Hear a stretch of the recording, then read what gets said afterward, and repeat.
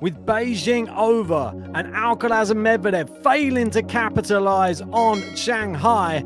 Now Djokovic in a very strong position for year-end world number one.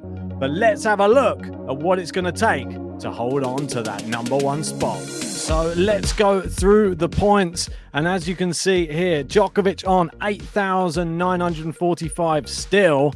And Alcaraz really failing to close that gap over Beijing and Shanghai. He had the opportunity and he just hasn't taken it. I mean, he got to the semi-finals in Beijing, losing to Sinner.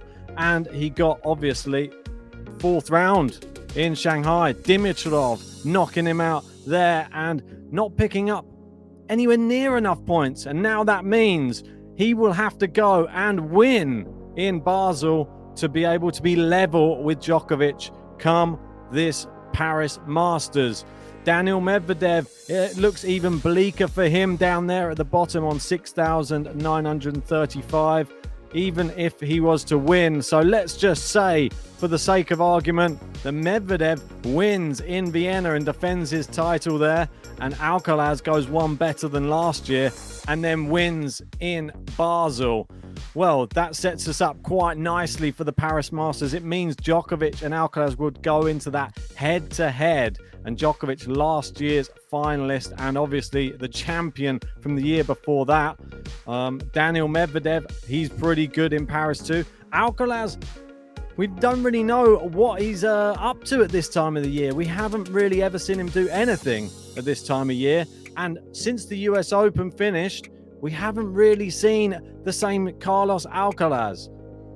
Is it just a back end of the year thing? Does he have a problem maintaining the high level with his aggressive style of tennis? We're going to find out, and hopefully he can keep the sort of energy levels up going into Basel and into Paris. But if we have a look how we think this is going to play out, I mean, there's probably a lot of people out there who thinks that Djokovic may win Paris. I mean, these are some of the things that could happen. So Djokovic could win Paris. That would put him 1,000 points ahead. For me, I don't think Carlos Alcaraz will even make the final in Paris. So I'll put him as a semi-final. Maybe that's generous. He only went out in the fourth round in Shanghai. So that would put him instantly 600 points behind Djokovic. I mean, if Daniil Medvedev was to make the final, I mean, we could dress it up a different way. We could even say Djokovic only makes the final. And we could say maybe Daniil Medvedev goes on and wins. I mean, neither of them have been in the best form, though, Medvedev and Alcaraz, in that last tournament. But that takes us on to the tour finals. You get 200 points for a win each in the tour finals. So let's say Djokovic only wins 2 of his tour final group matches. So we go through group by group.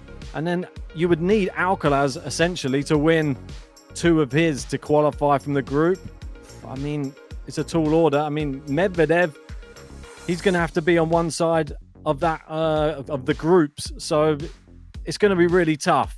So let's just say they all got 400 points here. I mean, it's going to be super tough for Alcaraz, I feel, at the tour finals. We'll see how he gets on in Paris. It may give him some impetus to go on and do well in the tour finals if he has a good Paris Masters. But you can see how close it is. And then if you win your semi-final, you get another 400 points. So if Djokovic makes the final, then Alcaraz essentially would have to he'd have to win the whole thing. But if he's lost one of his group stage, the only way he could win it is with 1,300 points, and that would give him just enough.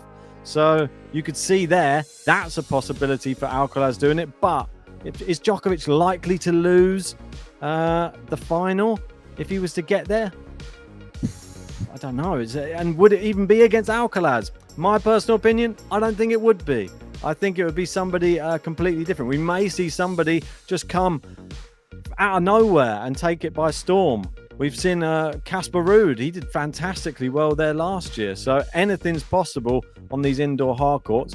And Daniil Medvedev, we know he's better than most. I mean, I wouldn't even be surprised if Daniil Medvedev went on and won the whole thing without even losing a match. I mean, then we'd end up with a crazy scenario like maybe, let's say, Alcaraz on that. But then you see the same scenario here. It's all a bit dependent on how well they do. Can Alcaraz, can Medvedev do well enough in this next event, the 500 event, to give them a good standing going into Paris. And I think that they could both win those events, but they're going to have to. And Djokovic is going to be super fresh, and he's going to be the favourite for Paris, in my opinion. He's going to be a tough man to stop, as you can see there. Even without winning events, he could still end year-end number one. But that's my take on the year-end number one battle. Let me know your thoughts in the comments section below. Who do you think's going to get it? Is it Djokovic now? He is surely the favourite. Or is it going to be one of the other two? Let me know your thoughts. And if you haven't already, hit a like, subscribe, and we'll see you for more tennis action coming up later.